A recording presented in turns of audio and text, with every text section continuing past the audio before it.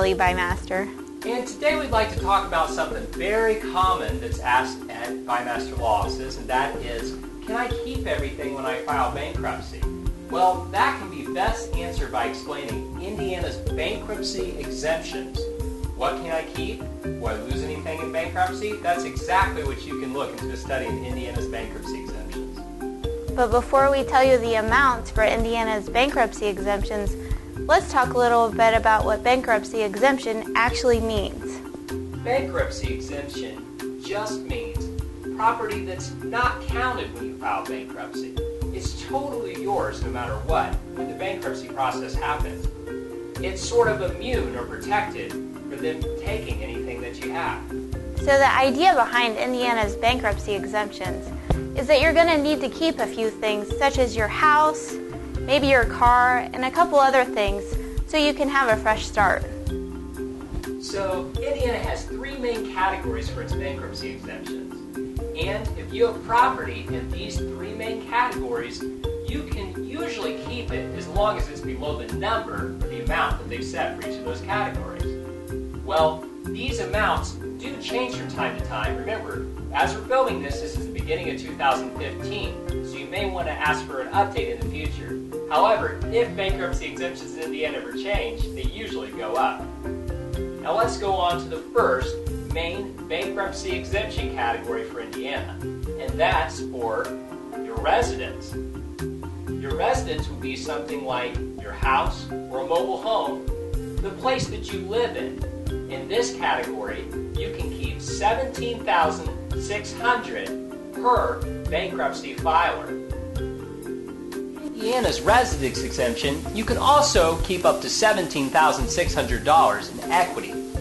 Your home can be paid in full also, but remember, you can only keep up to a paid in full home of $17,600, at least if you want to be fully protected by the bankruptcy exemption. Now, let's talk about Indiana's second main set of bankruptcy exemptions, and I'll let Natalie talk about that. The second main category involves personal property and real estate that you're not living in. This is important in Indiana because you can exempt cars, household goods, and other personal items as long as they fall under the Indiana exemption of $9,350. The third main bankruptcy exemption in Indiana is for cash accounts, or other amounts of monies owed to you.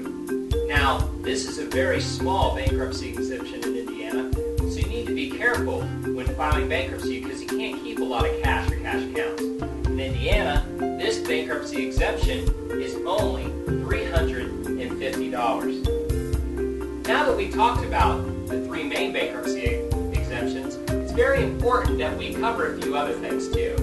Number one, when a joint filer, that is, a married couple, files together, these exemptions double. They double to $700,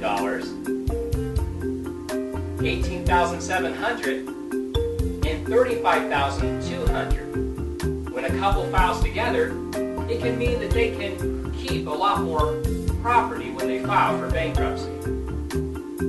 The second thing that John and I wanted to point out is that although we've covered the three main categories of exemptions, not all of Indiana's exemptions have been explained here.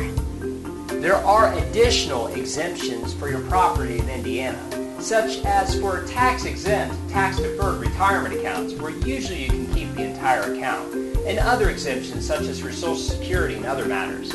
If you'd like some more information about Indiana bankruptcy exemptions, feel free to give our office a free call where we can set you up for a consultation. Now lastly, the thing we need to make sure you understand is that this video is for general information purposes only. We are not trying to give legal advice. Legal advice can only be tailored for specific situations. And if you'd like legal advice, you can come to our office for a free consultation.